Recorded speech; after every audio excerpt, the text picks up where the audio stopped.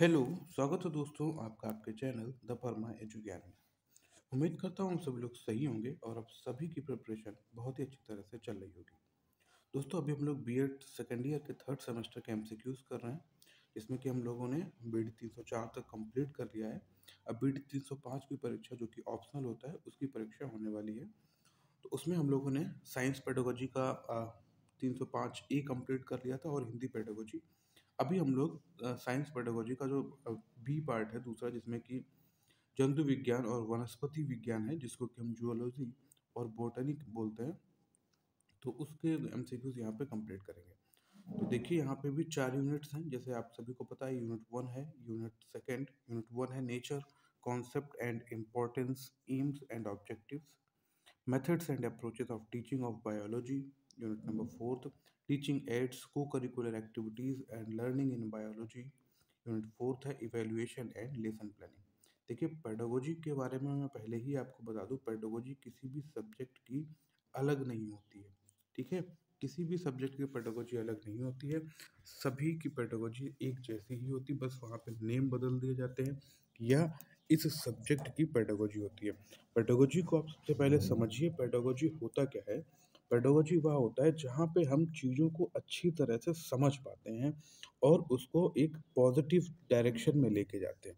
ठीक है, यहाँ पे कथन दिए गए हैं, आपकी ये सारी चीज़ें दी गई हैं, मगर जो पेडागोजी में और सारी चीज़ें होती हैं, आपने अगर सीटेट का एग्ज़ाम दिया होगा या देखते हो, उसमें भी पेडागोजिकल बेसिस चीज़ होती है।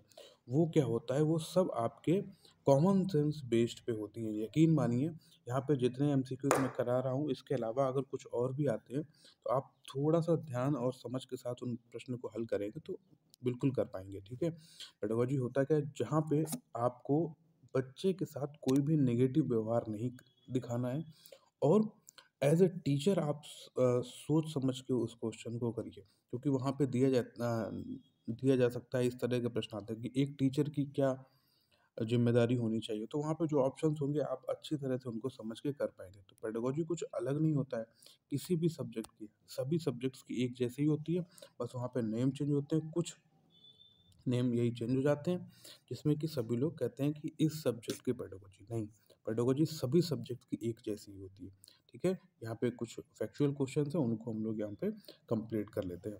क्वेश्चन नंबर 1 दिया गया है, जीव विज्ञान वह मानवीय व्यवहार है जो हमारे प्राकृतिक वातावरण में स्थित परिस्थितियों या घटित घटनाओं का अधिकतम शुद्धता से व्याख्या करने का प्रयत्न करता है। तो यह कथन किसका है? यह है वुडवर्थ एवं ओवर्न का। ऑप्शन नंबर ए यहाँ पे करेक्ट है। क्वेश्चन नंबर सेकंड है, जीव विज्ञान की प्रकृति कैसी होती है? यहाँ पे दिया गया जीव विज्ञान की प्रकृति जो होती है पक्षपात रहित होती है, वैज्ञानिक होती है, वैज्ञानिक दृष्टिकोण युक्त होती है। तो ऑप्शन नंबर डी यहाँ पे सही है। ये सभी हैं यहाँ पे करेक्ट। क्वेश्चन नंबर थर्ड है, जीव विज्ञान की शाखा कौन कौन सी हैं? तो जीव विज्ञान की शाखा है जंतु विज्ञान और वनस्पति विज्ञान। ऑप्शन नंबर सी यहाँ पे करेक्ट है, ये और बी दोनों है। क्वेश्चन नंबर 4 दिया गया है, जीव विज्ञान का महत्व क्या है? तो जीव विज्ञान का जो महत्व है, भोजन की समस्या का हल, वस्तु की समस्या का हल और स्वास्थ्य की समस्या का हल, ये सभी हैं जीव विज्ञान का महत्व।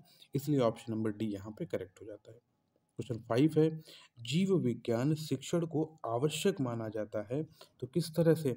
देखिए यहाँ पे ऑप्शन नंबर ए दिया गया है, छात्रों में वैज्ञानिक दृष्टिकोण विकसित करने के लिए। ये देखिए पेडागोजी का क्वेश्चन है, इस तरह के जैसे मैथ का होगा तो वहाँ पे मैथ डाल दिया जाएगा, हिंदी का होगा तो हिंदी डाली जा सकती है वहाँ पे। इस तरह की चीज़ों आपको वहाँ पे समझनी पड़ेंगी। ये प्रॉपर पेडागोजी का एक क्वेश्चन है, क्वेश्चन नंबर 5। इस क्वेश्चन को आप समझिए, देखिए इसमें क्या बोला गया है। इसमें वही एक पेडागोजिकल सेंसेस के साथ आपको आपके कॉमन सेंसेस के साथ इन चीज़ों को करना है। अब यहाँ पे जीव विज्ञान शिक्षण को आवश्यक माना गया है, क्यों? छात्रों में वैज्ञानिक दृष्टिकोण विकसित करने के लिए। जीव विज्ञान शिक्षण के द्वारा छात्र सजीव प्राणियों की संरचना तथा क्रियाविधि से परिचित होते हैं और यह सत्य की खोज तथा पूर्व मिथ्या धारणाओं में परिवर्तन लाने के लिए आवश्यक माना जाता है। अब देखिए ये कोई भी होगा तो इस क्वेश्चन को आसानी से कर सकता है।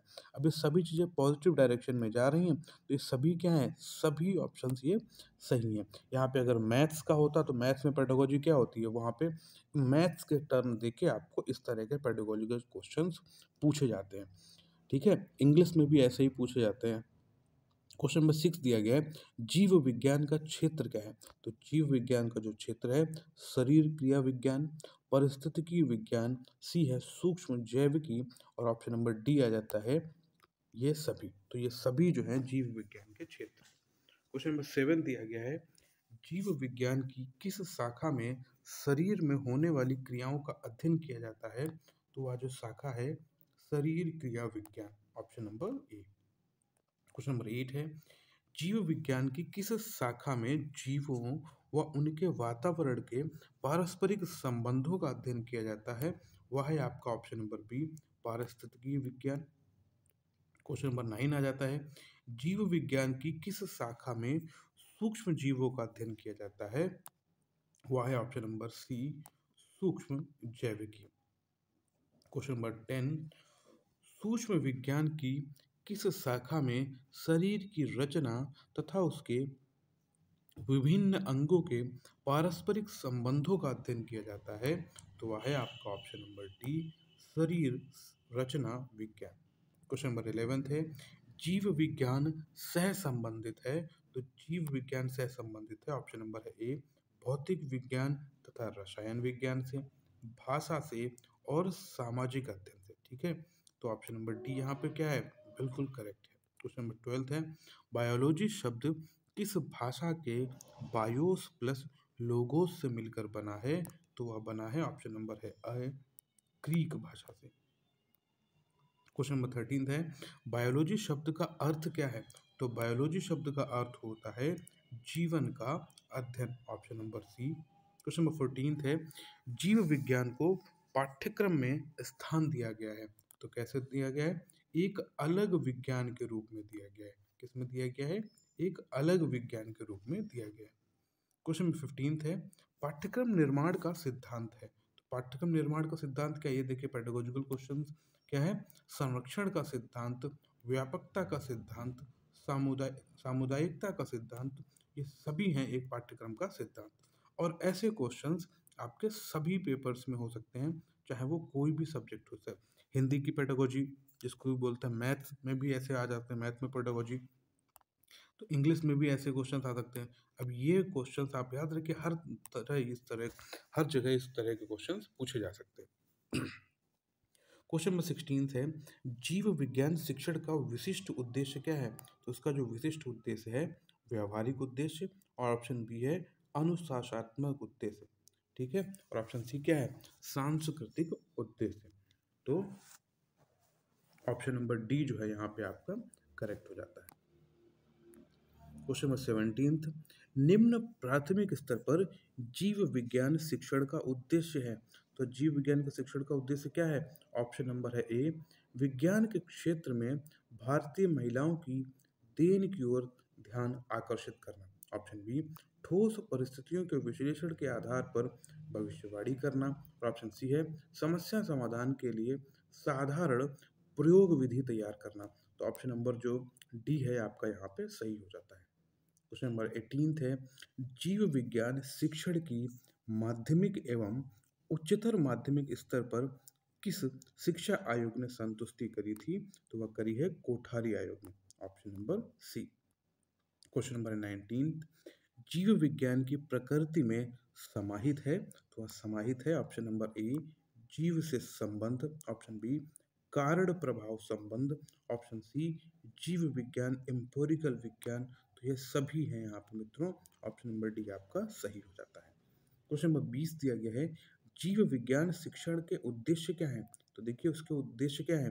व्यावहारिक है, अनुशासनात्मक है, अनुशासनात्मक है, सांस्कृतिक है, अंततः ये सभी हैं, ऑप्शन नंबर डी आपका करेक्ट हो जाता है। क्वेश्चन नंबर 21 है, जीव विज्ञान शिक्षण में ब्लूम के ज्ञानात्मक स्तर में कौन सा पद संबंधित नहीं है? तो उसके ज्ञानात्मक स्तर में कौन सा पद संबंधित नहीं है? तो है आपका ऑप्शन नंबर डी, ग्रहण करना। आप लोगों से मैं ज़रूर कहूँगा जो ब्लूम की टैक्सोनॉमी है उसको एक बार ज़रूर पढ़ लीजिए, वहाँ से आपको क्वेश्चंस मिलेंगे, ठीक है? उसको मैंने कराया हुआ है, आप उसको आसानी से पढ़ लीजिए और देखिए उसको। अब आ जाते हैं क्वेश्चन नंबर 22 पर। जीव विज्ञान का जनक किसको कहा जाता है?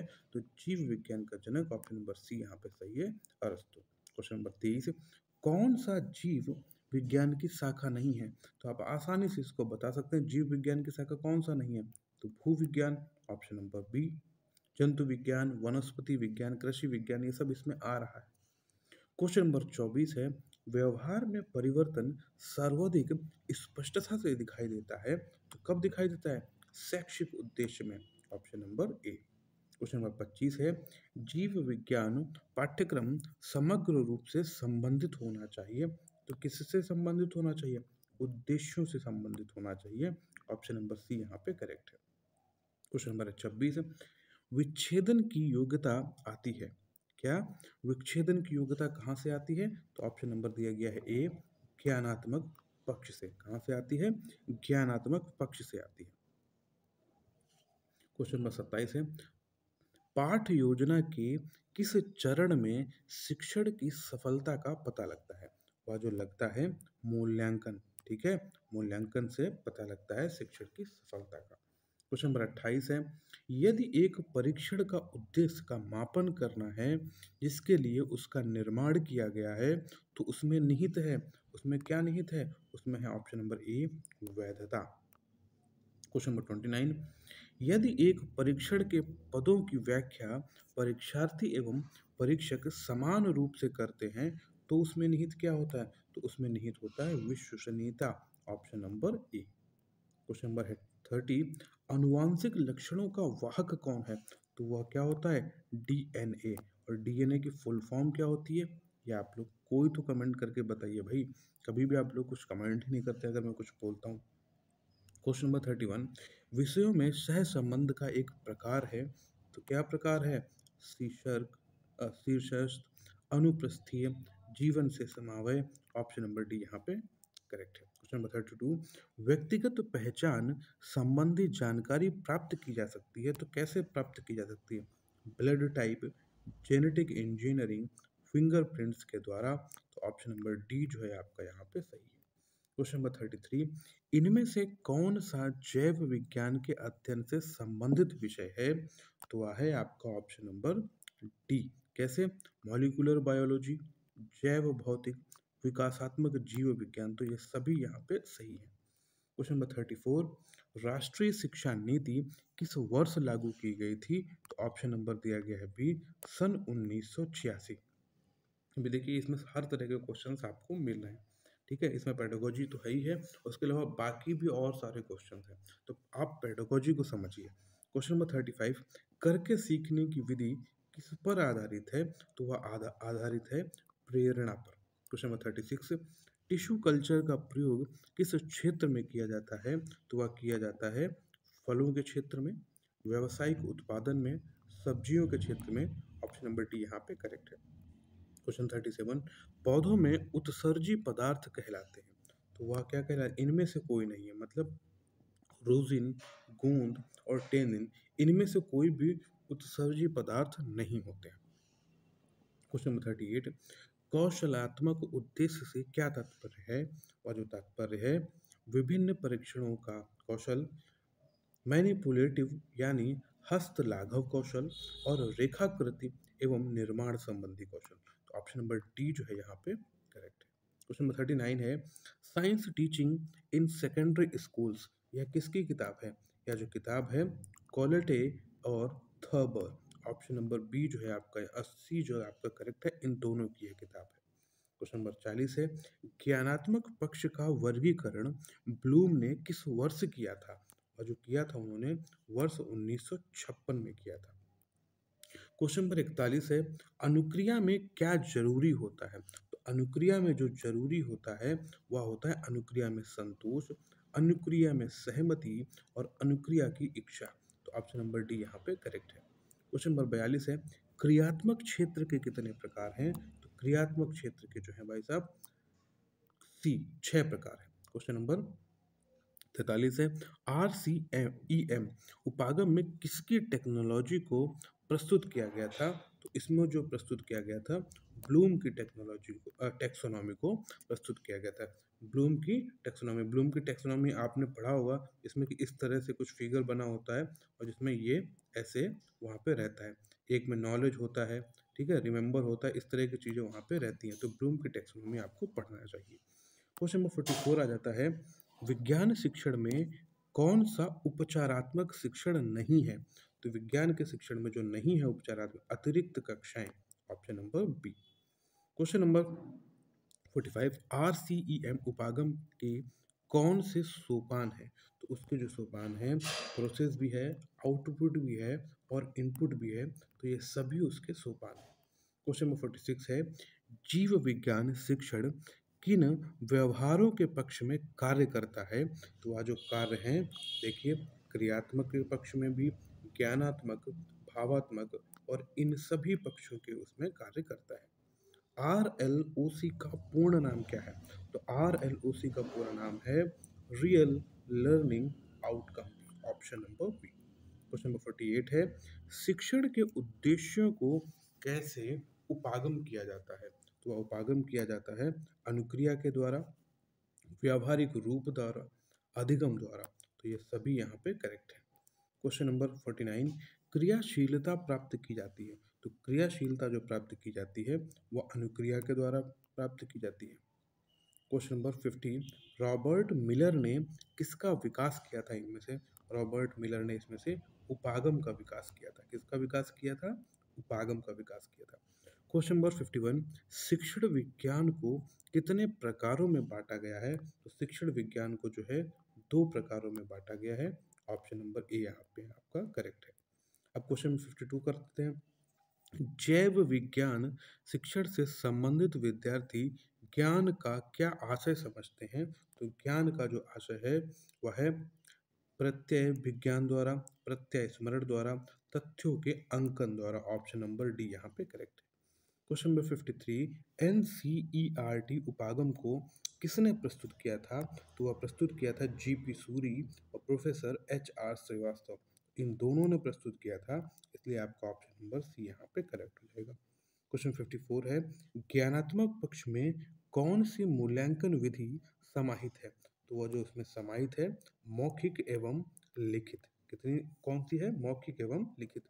क्वेश्चन 55 है, अधिगम के अनुभवों के साधन कौन कौन से हैं? तो उसके साधन है प्रयोग है, ज्ञान है और बोध है, ये सभी हैं। क्वेश्चन 56 है, अवधारणाओं का विकास प्रमुख रूप से किसका एक हिस्सा है? वह जो हिस्सा है ऑप्शन नंबर है ए, बौद्धिक विकास का। क्वेश्चन नंबर 57 है, जैव विज्ञान शिक्षण में कौशल क्या है? तो उसमें जो कौशल है सिद्धांत है, संकल्पना है और परिकल्पना है, ये सभी जो है इसके कौशल है। क्वेश्चन 58 है, जैव विज्ञान शिक्षण के क्षेत्र कहलाते हैं? तो कौन कौन से क्षेत्र हैं? आंतरिक जैविकी, औद्योगिक जैव रासायनिकी और पादप जेनेटिक्स, तो ये सभी हैं, ऑप्शन नंबर डी यहाँ पे करेक्ट है। क्वेश्चन 59 है, जीवों के उद्विकास के से संबंधित है? तो क्या संबंधित है? कार्य की रचना, ऑप्शन नंबर ए, शारीरिक रचना, मानसिक रचना, ऑप्शन नंबर डी यहाँ पे करेक्ट है, ये सभी है। क्वेश्चन नंबर 60, शिक्षण अधिगम में जैव शिक्षा का महत्व कैसा है? तो वह है विद्यार्थी का व्यवहार, यहाँ पे सही है। क्वेश्चन 61 है, हमारी ज्ञान अनुभूतियों की अस्त व्यस्त विभिन्नताओं को तर्कपूर्ण प्रणाली बनाने के प्रयास को विज्ञान कहते हैं। यह कथन किसका है? यह है आइंस्टीन साहब का है। किसका है? आइंस्टीन साहब का है।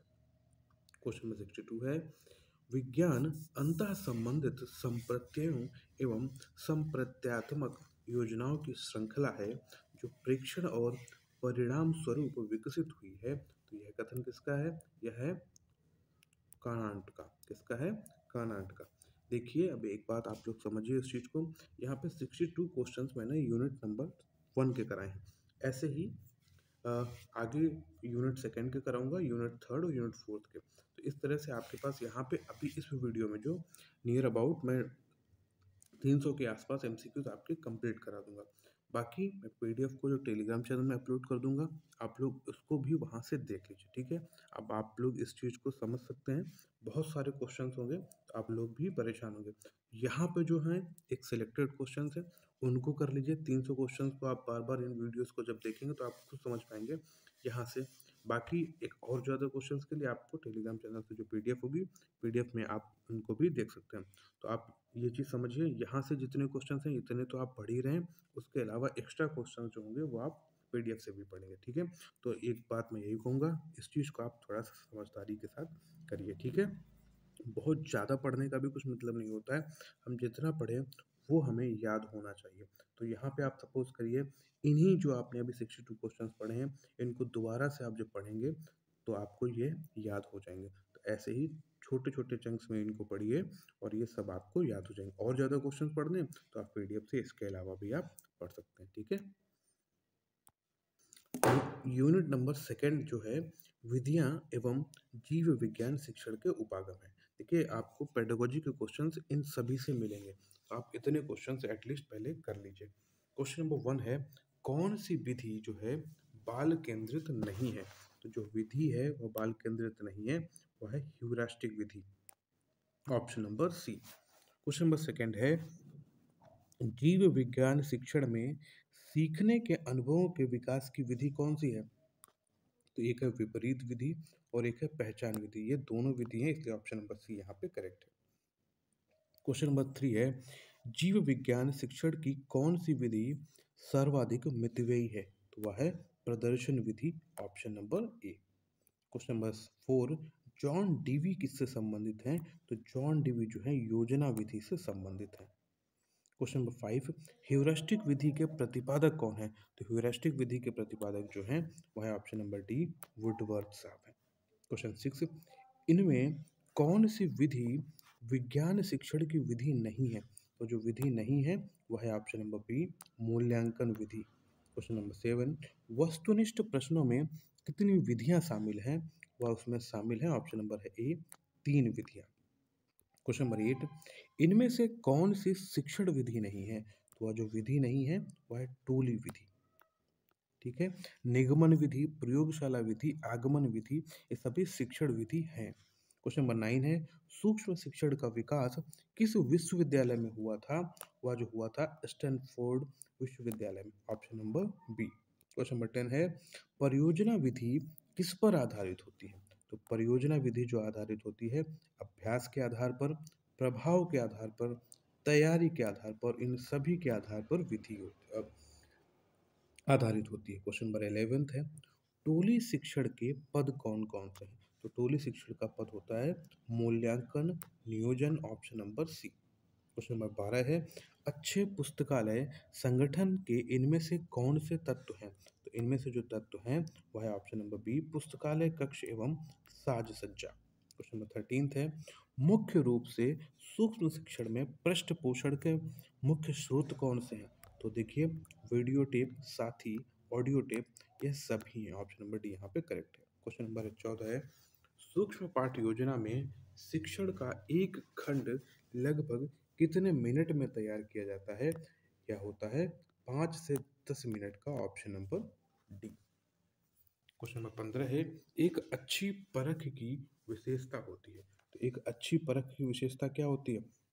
ऑप्शन नंबर दिया गया है डी, जहाँ पे वैधता भी होता है, विश्वसनीयता भी होती है, वस्तुनिष्ठता भी होती है, इसलिए ऑप्शन नंबर डी आपका जो यहाँ पे है ये करेक्ट हो जाता है। क्वेश्चन नंबर 16 है, प्रोजेक्ट पद्धति का आधार किसका दर्शन है?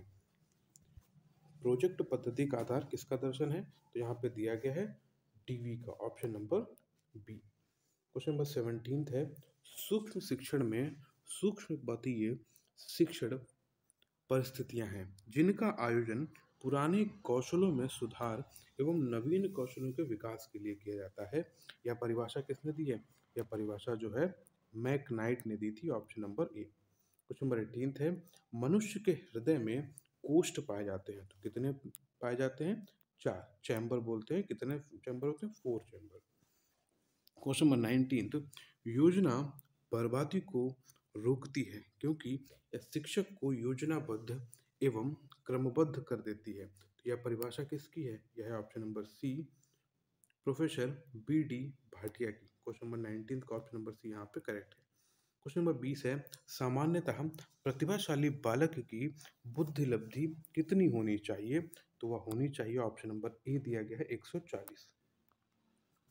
क्वेश्चन नंबर 21 है, जीवों के स्थिरीकरण, क्या दिया गया है? जीवों के स्थिरीकरण हेतु काम में लाए जाने वाला निम्न में से कौन सा घोल है? तो वह है फ्लेमिंग और फॉर्मेलिन। ऑप्शन नंबर सी यहाँ पे करेक्ट है। क्वेश्चन नंबर 22, निम्न में से कौन सा साधन नॉन प्रोजेक्टेड साधन नहीं है? तो वह जो नहीं है वह है option number B, slide. Question number 23, प्राथमिक शिक्षा के बालकों के लिए उपयुक्त विधि कौन सी है? तो वह है ऑप्शन नंबर बी, खेल विधि।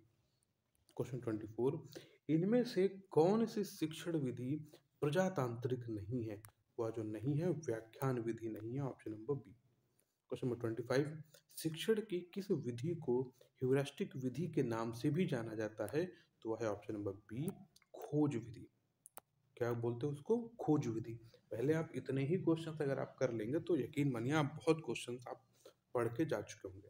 300 क्वेश्चन अगर आपको पूरी तरह से याद होंगे तो 300 में से जो आएंगे आप उसको तो छोड़ेंगे ही नहीं, उसके अलावा तो आप कर ही पाएंगे कुछ ना कुछ। तो आप इस चीज को दिमाग में रखिए। क्वेश्चन नंबर 26 है, गेस्टॉल्ट अधिगम का सिद्धांत क्या है? गेस्टॉल्ट अधिगम का सिद्धांत होता है पाठ योजना।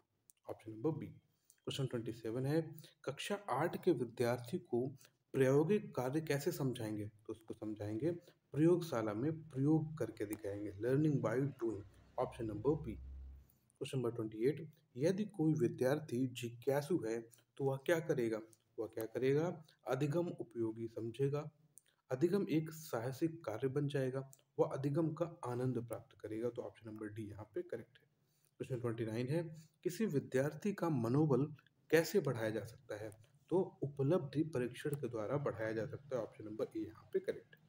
क्वेश्चन नंबर 30 है, किसने बुद्धि परीक्षण पर कार्य करते समय संज्ञानात्मक विकास के सिद्धांत को प्रस्तुत किया था? और जो प्रस्तुत किया था ऑप्शन नंबर है ए, जीन पियाजे ने। क्वेश्चन 31, इनमें से किसे शिक्षक की प्रकृति के लिए उत्तरदायी नहीं ठहराया जा सकता? तो वह है ऑप्शन नंबर बी, गैर व्यवहारिक दृष्टिकोण। क्वेश्चन 32 है, किसके अनुसार शिक्षक के लिए कोई और वस्तु इतनी घातक नहीं होती जितनी अपूर्ण तैयारी होती है? तो वह होती है डेविस के अनुसार। क्वेश्चन नंबर 33 है, पुनर्बलन कितने प्रकार का होता है? तो पुनर्बलन जो है 2 प्रकार का होता है। ऑप्शन नंबर ए।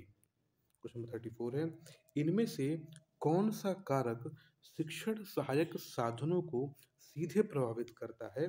तो वह है आपका ऑप्शन नंबर डी है। तो देखिए, छात्र का स्तर भी होता है, आयु होती है, छात्रों की संख्या और विभिन्न प्रकार का अधिगम। तो ऑप्शन नंबर डी यहाँ पे करेक्ट है। क्वेश्चन 35 है, कक्षा में गैर प्रक्षेपित दृश्य सहायक सामग्रियों का प्रयोग करते समय किन पहलुओं को शामिल करना चाहिए? वह कौन कौन से हैं? एक है प्रत्येक दृश्य तथा न्यूनतम पाठ। फिर ऑप्शन बी है एक समय में एक दृश्य सहायक सामग्री का उपयोग करना। ऑप्शन सी है दृश्यों में निहित विशेष जानकारी पर प्रकाश डालने में लिखित साक्ष्य प्रदान करना। ऑप्शन नंबर डी यहाँ पे करेक्ट है। क्वेश्चन नंबर 36 दिया गया है, हमारी ज्ञान अनुभूतियों की अस्त व्यस्त विभिन्नताओं को तर्कपूर्ण प्रणाली बनाने के प्रयास को विज्ञान कहा जाता है। यह किसका कथन है? यह जो कथन है ऑप्शन नंबर बी, आइंस्टीन का है। किसका है? आइंस्टीन का है। क्वेश्चन नंबर 37, विज्ञान अंतः संबंधित संप्रत्यों और संप्रत्यात्मक योजनाओं की श्रृंखला है जो प्रेक्षण के कारण विकसित हुई है। अभी हम लोगों ने इस प्रश्न को पढ़ा था, ऑप्शन नंबर ए। इसी तरह से बहुत सारे प्रश्न यहाँ पे रिपीटेड भी रहते हैं, तो ज़्यादा समय इसमें नहीं लगाते हैं। आप जो सिलेक्टेड क्वेश्चन है उनको पढ़िए पहले।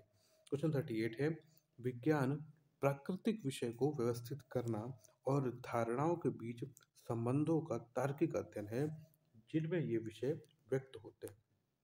यह डेम्पियर का कहना है। Option number A. क्वेश्चन 39, विज्ञान नैसर्गिक घटनाओं और उनके बीच संबंधों का सुव्यवस्थित ज्ञान है। यह किसका कथन है? एनसाइक्लोपीडिया ब्रिटेनिका का। क्वेश्चन 40, निम्न में से किसने जीवों के अध्ययन को जीव विज्ञान दिया है? तो वह दिया है लैमार्क और ट्रेविनेरस ने। ऑप्शन नंबर सी यहाँ पे आपका करेक्ट है। क्वेश्चन 41, चिकित्सा शास्त्र का जनक कहा जाता है, तो किसको कहा जाता है? हिप्पोक्रेटस को। Option number B. क्वेश्चन 42, प्रयोगात्मक कार्यकी का पिता किसे कहा जाता है? तो वह कहा जाता है गैलेन को। Option number D. Question 43, all India science seminar कब हुआ था? तो सन 1956। Option number B. क्वेश्चन 44 है, निम्न में से किसने मानव शरीर की रचना का संपूर्ण एवं प्रयोगात्मक अध्ययन किया था? तो वह करने वाले हैं एडमिस बेसिलियस ने। Option number B. क्वेश्चन 45, निम्न में से किसने रक्त परिसंचरण की खोज की थी? तो वह करी थी, ऑप्शन नंबर है ए, विलियम हार्वे ने। क्वेश्चन 46 है, संयुक्त प्रकाश सूक्ष्मदर्शी का निर्माण किसने किया था? वह करने वाले हैं जैकरन जेनेंस और Hans Janssen. Option number C. Question 47 है, निम्न में से किसने कोशाओं में केंद्रक की उपस्थिति एवं कोशाद्रव्य में ब्राउनियन गति की खोज की थी? तो वह है option number B, Robert Brown. अब ये देखिए यहाँ पे कथन है, इसको आप अभी देखेंगे। फिर क्वेश्चन नंबर खुद से देखिए, इसको एक बार फिर से चलिए पढ़ ही लेते हैं। जीव विज्ञान व मानवीय व्यवहार है जो हमारे प्राकृतिक वातावरण में उपस्थित परिस्थितियों या घटित घटनाओं का अधिकतम शुद्धता से व्याख्या करने का प्रयास करता है। यह कथन है वुडवर्न और ओबॉर्न का। ऑप्शन नंबर सी ये पढ़ चुके हैं। क्वेश्चन 49 है, जैविक विज्ञान की प्रकृति किस प्रकार होती है? तो वह होती है, ऑप्शन ए देखिए क्या दिया गया है, विज्ञान का अध्ययन करने वाले विद्यार्थी का दृष्टिकोण वैज्ञानिक, वस्तुनिष्ठ और आत्मविश्वास से भरा होता है। ऑप्शन बी है, विज्ञान में वातावरण से संबंधित वस्तुओं के पारस्परिक संबंधों का अध्ययन किया जाता है। और ऑप्शन सी है, वैज्ञानिक निष्कर्षों के सामान्यीकरण की पर्याप्त संभावनाएं होती हैं। इसलिए ऑप्शन नंबर डी आपका यहाँ पे करेक्ट है। क्वेश्चन नंबर 50 है, निम्न में से किसमें अनुवांशिकी के सिद्धांतों की मदद से मानव जाति को सुधारने का अध्ययन किया जाता है? वह किया जाता है यूजेनिक्स। ऑप्शन नंबर ए।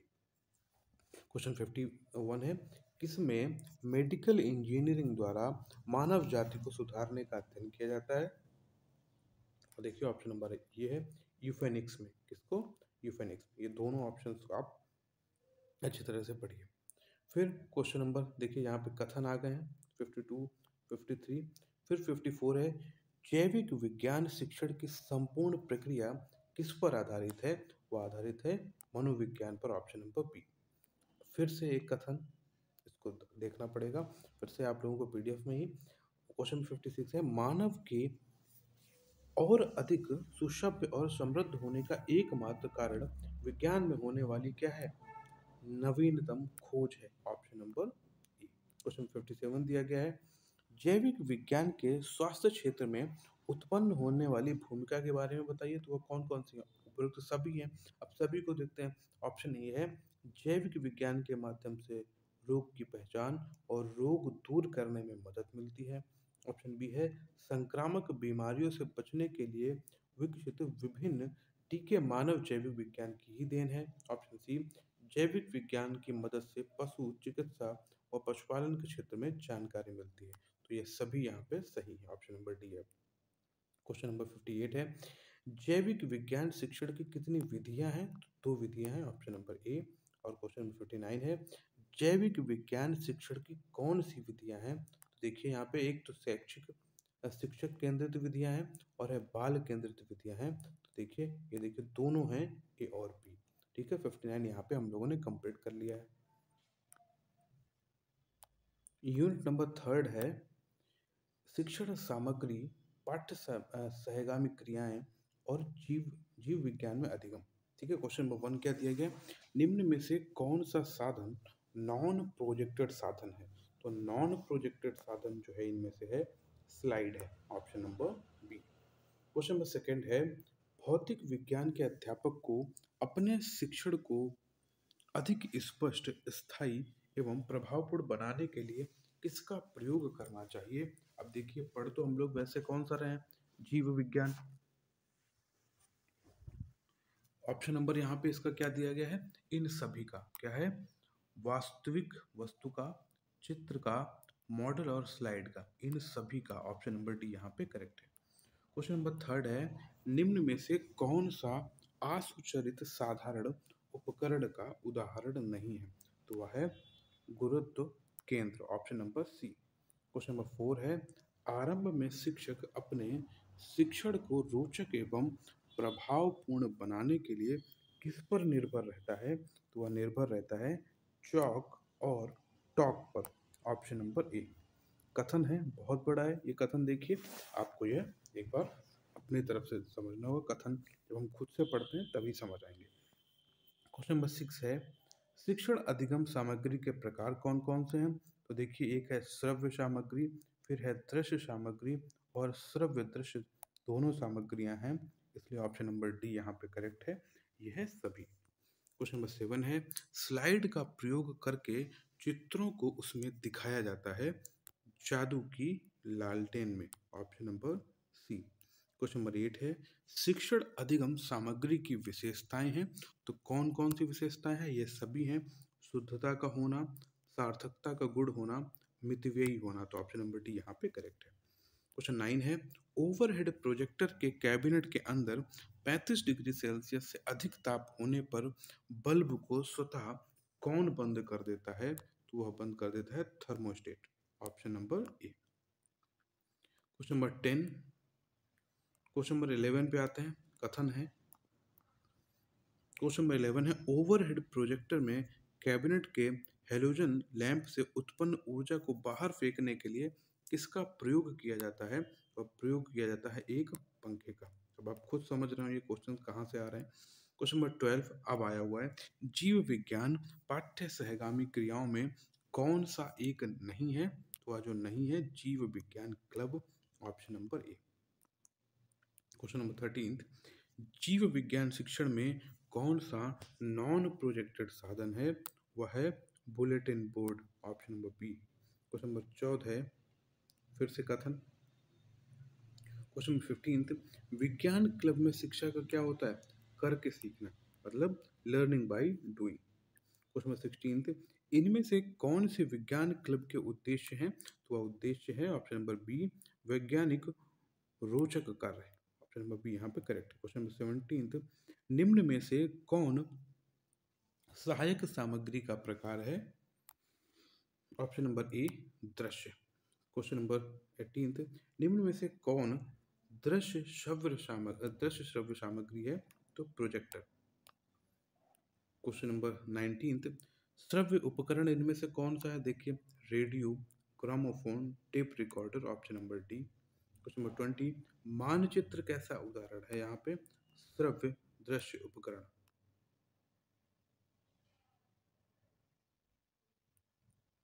ट्वेंटी वन, प्रोजेक्टर कैसा है? तो प्रोजेक्टर कैसा है? श्रव्य दृश्य उपकरण है। Option number C. Question number 22, भारतीय राष्ट्रीय सैटेलाइट की स्थापना कब की गई? ऑप्शन नंबर सी है 1982 में। क्वेश्चन नंबर 23, क्वेश्चन नंबर 24 है, श्रव्य साधन के रूप में सर्वप्रथम विद्यमान क्या था? तो Akashvani. Option number D. Question number 25, gramophone किस प्रकार का उपकरण है? तो ग्रामोफोन जो है श्रव्य उपकरण है। Option number B. Question number 26, श्यामपट्ट का आविष्कार किसने किया था? जेम्स विलियम्स ने। ऑप्शन नंबर बी यहाँ पे करेक्ट है। 27 है, ओवरहेड प्रोजेक्टर में प्रयोग किया जाता है, तो ओवरहेड प्रोजेक्टर में ट्रांसपेरेंसी। ऑप्शन नंबर सी यहाँ पे करेक्ट है। 28 है, चित्रों को बड़ा करने हेतु प्रयुक्त किया जाता है, तो उसको किया जाता है projector. Option number B. Question 29, software विधि संबंधित है, तो सॉफ्टवेयर भी संबंधित से अभिक्रमित अधिगम तथा सीखना केंद्र विधि से, केंद्र निर्देशन विधि से। क्वेश्चन नंबर 30, भारत में रेडियो का प्रसारण प्रसारण प्रारंभ हुआ था, तो सन 1927 में। क्वेश्चन नंबर 31, सर्वप्रथम बीबीसी लंदन ने जनता के लिए दूरदर्शन उपलब्ध कराया था? तो ऑप्शन नंबर है बी, सन 1936 में। क्वेश्चन 32 है, दूरदर्शन को ऑल इंडिया रेडियो से अलग किया गया था तो 1 अप्रैल 1976 को। क्वेश्चन नंबर 33 है, साइट उद्घाटित हुआ था? तो साइट कब उद्घाटित हुआ था? अगस्त 1975 में। क्वेश्चन नंबर 34, हमारे देश में रेडियो प्रसारण सेवा का सरकारीकरण कब हो गया था? सन 1930 में। क्वेश्चन नंबर 35 है, हमारे देश में प्रथम दूरदर्शन केंद्र जो बना था वह कहाँ बना था? तो वह बना था दिल्ली में। Option number D. Question number 36 है, दूरदर्शन माध्यम है तो दूरदर्शन माध्यम किसका है? अनौपचारिक। Option number C. Question number 37 है, ट्रांसपेरेंसी का उपयोग होता है? ट्रांसपेरेंसी का उपयोग होता है ओवरहेड प्रोजेक्टर में। क्वेश्चन नंबर 38 है, सीधे प्रक्षेपण का प्रयोग होता है? तो सीधे प्रक्षेपण का प्रयोग होता है माइक्रो प्रोजेक्टर में। ऑप्शन नंबर बी यहाँ पे करेक्ट है। क्वेश्चन नंबर 39 है, इनसेट 2 भी प्रक्षेपित किया गया था? तो यह जो किया गया था 23 जुलाई 1993, 23 जुलाई 1943 को। क्वेश्चन नंबर 40, दृश्य श्रव्य सामग्री में किस उपकरण द्वारा स्लाइड के साथ साथ रेखा चित्र, नमूने और पदार्थ भी प्रदर्शित किए जा सकते हैं? Option number B, epidiascope. Question number 41 है, परिवर्तन को प्रभावित करते हुए इनमें से किसे पाठ्यक्रम त्रिकोण के चरम पर रखा जाता है? तो है ऑप्शन नंबर बी, अनुदेशात्मक उद्देश्य परिवर्तन। क्वेश्चन नंबर 42 है, प्रभावी शिक्षण कुल मिलाकर किसका कार्य है? तो वह कार्य है शिक्षार्थी का विद्यार्थी को सिखाना एवं समझाना। क्वेश्चन नंबर 43 है, ज्ञान एवं कौशल से संबंधित उपयोगी विषय वस्तु का समावेश किसमें होता है? तो होता है जर्नल्स, जिसको कि हम पत्रिका बोलते हैं। Option number B. Question number 44, जीव विज्ञान ऐसा विषय है जिसमें तथ्यों की वास्तविकता, इसमें क्या है? तथ्यों की वास्तविकता की ओर विशेष ध्यान दिया जाता है। तो ऑप्शन नंबर बी यहाँ पे आपका करेक्ट है। क्वेश्चन नंबर 45 है, हस्त पुस्तिका से अभिप्राय क्या है? तो हस्त पुस्तिका होती है hand books. Option number B. Question 46 है, निम्न आयामों में से कौन सा पाठ्यक्रम के विभिन्न पहलुओं के परस्पर संबंध पर केंद्रित है? तो वह है ऑप्शन नंबर है ए, जोड़ी बंध पर। क्वेश्चन 47 है, एक शिक्षक द्वारा विद्यार्थी में जैव विज्ञान शिक्षण को पढ़ने के लिए किस प्रकार प्रोत्साहित किया जाता है? तो देखिए, प्रायोगिक अध्ययन के द्वारा, विज्ञान के प्रति रुचि उत्पन्न करके और जैव विज्ञान शिक्षण के छात्रों के प्रति महत्वपूर्ण बनाना। तो ऑप्शन नंबर डी यहाँ पे जो है आपका करेक्ट है, ये सभी है। क्वेश्चन 48 है, अधिगम किसके बगैर संभव है? तो अधिगम जो है प्रेरणा के बगैर संभव है। क्वेश्चन नंबर 49 है, तत्परता का नियम किसने दिया था? तो तत्परता का नियम दिया था थॉर्नडाइक ने। Option number B. Question number 50 है, कक्षा में विज्ञान पढ़ाने के लिए कौन सा उपागम पूरी तरह से शिक्षक केंद्रित है? वह है option number B, expository transmission उपागम। क्वेश्चन 51 है, इनमें से जीव विज्ञान पाठ्य पुस्तक का चयन किसके द्वारा किया गया है? तो वह किया गया है शिक्षण सहायक, साहित्यिक शैली एवं शब्दावली, चित्र तथा फोटोग्राफ, और यह सभी। ऑप्शन नंबर डी यहाँ पे करेक्ट है। क्वेश्चन नंबर 52 है, एक शिक्षक द्वारा विद्यार्थियों में जैव विज्ञान शिक्षण को पढ़ाने के लिए किस प्रकार प्रोत्साहित करता है? तो वह प्रायोगिक अध्ययन के द्वारा विज्ञान के प्रति रुचि उत्पन्न कराकर जैव विज्ञान शिक्षण को छात्रों के लिए महत्वपूर्ण बनाकर। तो ये देखिए, फिर से वही सेम क्वेश्चन यहाँ पे आपको मिल गया है। आगे हमारी यूनिट नंबर 4, मूल्यांकन एवं पाठ नियोजन, इसके बारे में पढ़ते हैं। क्वेश्चन नंबर 1 दिया गया है, इस कार्य विधि जो कि सहभागी निरीक्षण का उपयोग तब किया जाता है जब निरीक्षक अपने आप को इस तरह छिपा सकता है कि उसे समूह के सदस्य के रूप में स्वीकार कर लिया जाए। तो यह बात किसके द्वारा कही गई है? गुडे तथा हॉट के द्वारा। क्वेश्चन नंबर 2 है, निरीक्षण के कितने प्रकार होते हैं? तो निरीक्षण के प्रकार जो होते हैं 2 होते हैं। ऑप्शन नंबर ए यहाँ पे करेक्ट है। क्वेश्चन नंबर 3 है, घटनाओं को जैसे कि वे प्रकृति में होती हैं, कार्य और कारण अथवा परस्पर संबंध की दृष्टि से देखना यथार्थ निरीक्षण के अंतर्गत आता है। यह परिभाषा किसके द्वारा दी गई है? यह है ऑक्सफोर्ड डिक्शनरी के द्वारा, option number C. Question number 4 है, इनमें से क्या निरीक्षण का प्रकार है? तो इनमें से देखिए निरीक्षण का प्रकार क्या है? एक तो सहभागी निरीक्षण है और एक असहभागी निरीक्षण। ऑप्शन नंबर सी यहाँ पे आपका करेक्ट है। क्वेश्चन नंबर 5 है, निरीक्षण विधि उस मार्ग को दर्शाती है जिस पर चलकर सत्य की खोज की जाती है। तो यह कथन किसका है? चार्ल्स गिडे का है। क्वेश्चन नंबर 6 है, मूल्यांकन का निकटतम संबंध होता है, तो संबंध होता है उद्देश्यों से। ऑप्शन नंबर सी यहाँ पे करेक्ट है। क्वेश्चन नंबर 7 है, मूल्यांकन का प्रयोग बच्चे के संपूर्ण व्यक्तित्व या शिक्षा की समूची स्थितियों की जांच प्रक्रिया हेतु किया जाता है। यह कथन किसका है? यह है option number A, C Ross का। क्वेश्चन नंबर 8 है, मूल्यांकन का अर्थ है किसी वस्तु या प्रक्रिया का मूल्य निश्चित करना। इस प्रकार शैक्षणिक मूल्यांकन का अर्थ है शिक्षण प्रक्रिया तथा सीखने की क्रियाओं से उत्पन्न अनुभवों की उपयोगिता के बारे में निर्णय देना। यह है टारगेरसन तथा एडम्स का, option number B. Question number 9 है, एक विद्यार्थी को वार्षिक योजना के संबंध में शिक्षक किस प्रकार समझाएगा? तो समझाएगा ऑप्शन नंबर बी, योजना वास्तविक एवं व्यावहारिक हो। ऑप्शन नंबर बी के साथ। क्वेश्चन नंबर 10 है, पाठ नियोजन किसने प्रस्तुत किया था? तो पाठ नियोजन जैक्सन ने भी किया था, गेस्टॉल्ट ने भी और योकम एवं सिम्पसन ने भी, इसलिए ऑप्शन नंबर डी यहाँ पे आपका करेक्ट है। क्वेश्चन नंबर 11 है, पाठ योजना में क्या जरूरी है? तो पाठ योजना में जरूरी होता है विषय वर्ग, प्रकरण चक्र और दिनांक तथा कक्षा। ऑप्शन नंबर डी भी यहाँ पे सही है। क्वेश्चन नंबर 12 है, पाठ नियोजन क्या है? तो पाठ नियोजन है शिक्षण पाठ की समुचित तैयारी। ऑप्शन बी, शिक्षण पाठ का समुचित नियोजन एवं समुचित तैयारी। और ऑप्शन सी है शिक्षण द्वारा एक निश्चित अवधि के अंदर पूर्ण करना। ऑप्शन नंबर डी यहाँ पे करेक्ट है। क्वेश्चन नंबर 13 दिया गया है, विद्यालय द्वारा बालक के व्यवहार परिवर्तन के विषयों में साक्ष्यों के संकलन तथा उनकी व्याख्या करने की प्रक्रिया ही मूल्यांकन है। यह कथन किसका है? कोइलन तथा हन्ना का। Option number D. Question number 14 है, पाठ नियोजन किसने प्रस्तुत किया? देखिए यहाँ पे ऑप्शन नंबर सी, योकम एवं सिम्पसन ने। यही बात देखिए ऊपर दी गई है, तो यहाँ पे इस चीज को आप याद रखिए, ये यहाँ से हटा दीजिए। किसने प्रस्तुत किया है? यह किया है ऑप्शन नंबर सी, योकम एवं सिम्पसन ने। क्वेश्चन नंबर 15 है, मूल्यांकन प्रक्रिया है, मूल्यांकन कैसी है? सतत एवं व्यापक दोनों है, ठीक है, कॉन्टिन्यूअस एंड कॉम्प्रिहेंसिव है। क्वेश्चन नंबर 16 है, मूल्यांकन का सिद्धांत इनमें से कौन सा एक नहीं है? तो तत्परता का सिद्धांत नहीं है। Option number A. Question number 17 है, उपचारात्मक शिक्षण किन बच्चों के लिए किया जाता है?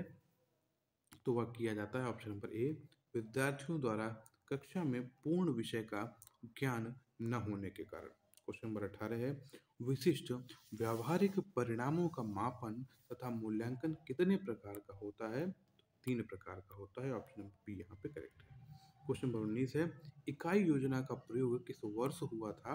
ऑप्शन नंबर है सी, 1929 ईस्वी में। क्वेश्चन नंबर 20 है, इकाई योजना का विकास सर्वप्रथम किया किसने था? तो H.C. मॉरिसन ने किया था। ऑप्शन नंबर बी यहाँ पे करेक्ट है।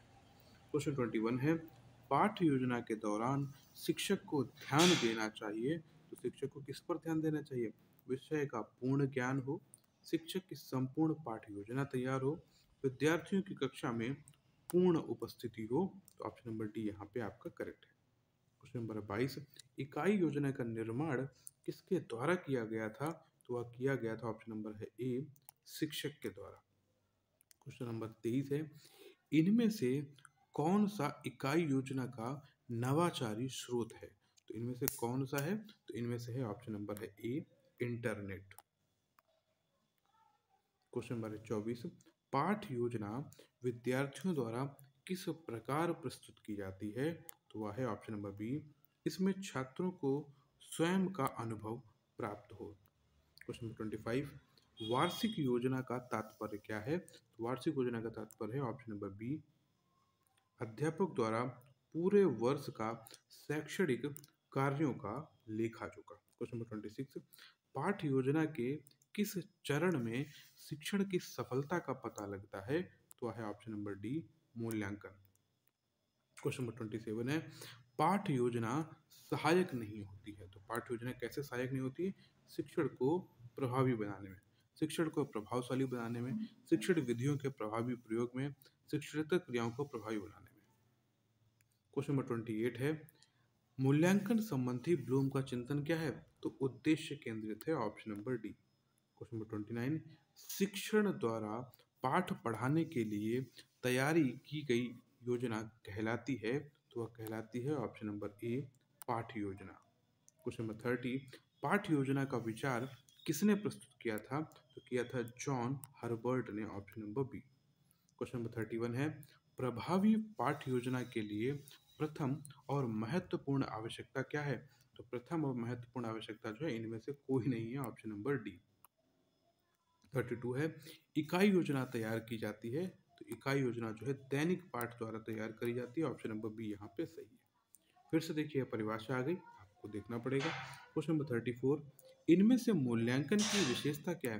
तो मूल्यांकन की विशेषता होती है यह एक सुव्यवस्थित प्रक्रिया है, मूल्यांकन एक निर्णयात्मक प्रक्रिया है, यह पूर्णतः उद्देश्य केंद्रित प्रक्रिया है, ऑप्शन नंबर डी यहाँ पे सही है। फिर से इतनी बड़ी परिभाषा है, इसको स्किप करते हैं। 36 भी, अगेन 37, 38, 39। अब आ जाते हैं क्वेश्चन नंबर 40 पर, परीक्षण की विशेषताओं का प्रकार कौन सा है? तो वह है ए और बी, तकनीकी विशेषताएं और व्यवहारिक विशेषताएं। इसलिए क्वेश्चन नंबर 40 का ऑप्शन नंबर सी यहाँ पे करेक्ट है। फिर से परिभाषाएं आ गई, परिभाषाओं को आप फिर से उससे देखेंगे तभी अच्छी तरह से समझ पाएंगे। 42 भी परिभाषा है, 43 भी परिभाषा है, इतनी सारी परिभाषा यहाँ पे हैं। क्वेश्चन नंबर 44 आ गया है, निम्न में से परीक्षण का व्यवहारिक विशेषताएं हैं। तो परीक्षण की व्यवहारिक विशेषताएं कैसी हैं? तो यह सभी हैं। अब देखिए इनको आप, इस क्वेश्चन को आप अच्छी तरह से समझ लीजिए, कौन कौन सी हैं। उद्देश्य पूर्णता होती है, व्यापकता होती है, ग्राह्यता, भाषा, मितव्ययिता, उपयोगिता, सुगमता, सक्षमता, प्रतिनिधित्वता। तो ये सभी हैं, इन सब को आपको पता होना चाहिए, ठीक है। तो ऑप्शन नंबर यहाँ पे क्या है? डी यहाँ पे करेक्ट हो जाता है। क्वेश्चन नंबर 45 परिभाषा है। क्वेश्चन 46 है, निम्न में से मूल्यांकन विधि का प्रकार क्या है? तो मूल्यांकन विधि योगात्मक मूल्यांकन विधि, संरचनात्मक मूल्यांकन विधि, सतत एवं व्यापक मूल्यांकन विधि, ऑप्शन नंबर डी यहाँ पे करेक्ट है। क्वेश्चन 47, उपलब्धि परीक्षण के महत्व के अंतर्गत कौन कौन आता है? तो देखिए ये सभी आते हैं, सभी में कौन सा है? अधिगम हेतु प्रेरित और निर्देशित करना, शैक्षिक स्तर बनाए रखने हेतु, शिक्षक और विभागों का मूल्यांकन करना, शैक्षिक मार्गदर्शन करना, शिक्षण विधि के चयन में सहायता करना, निर्देशकों या शिक्षकों के लक्ष्य के समक्ष लाना। तो ऑप्शन नंबर डी यहाँ पे आपका करेक्ट है। क्वेश्चन नंबर है 48, मूल्यांकन प्रक्रिया निर्भर करती है तो शिक्षण उद्देश्यों के की प्राप्ति किस सीमा तक हुई है, इस बात पर निर्भर करती है। अधिगम अनुभव कितने प्रभावी उत्पादक रहे हैं, इस बात पर भी। उद्देश्य प्राप्ति करने की विधि कितनी प्रभावी रही, इस पर भी। तो इन सभी पर करती है, इसलिए ऑप्शन नंबर डी आपका करेक्ट है। क्वेश्चन 49 है, मूल्यांकन के क्षेत्र में विद्यार्थी के व्यक्तित्व के कौन से प्रमुख पक्ष हैं? तो वह है बुद्धि है, रुचियां हैं और योग्यताएं हैं। तो ये सभी जो है इसके प्रमुख तत्व हैं, इसलिए ऑप्शन नंबर डी यहाँ पे करेक्ट है। क्वेश्चन नंबर 50 है, मूल्यांकन के कितने प्रकार हैं? अभी पढ़ा था, 2 प्रकार हैं, ऑप्शन नंबर ए। कौन सा प्रकार है? तो आंतरिक और बाह्य दोनों हैं, इसलिए ऑप्शन नंबर सी यहाँ पे आपका करेक्ट हो जाता है। फिर से एक परिभाषा दे दी गई है, इसको आपको देखना पड़ेगा। फिर क्वेश्चन 53 है, निम्न में मूल्यांकन का प्रयोजन क्या होता है? मूल्यांकन का प्रयोजन होता है परीक्षा प्रणाली में सुधार लाना, शिक्षण व्यूह रचना का विकास करना और विद्यालय प्रशासन में सुधार लाना। तो ये सभी हैं, इसलिए ऑप्शन नंबर डी यहाँ पे कथन है।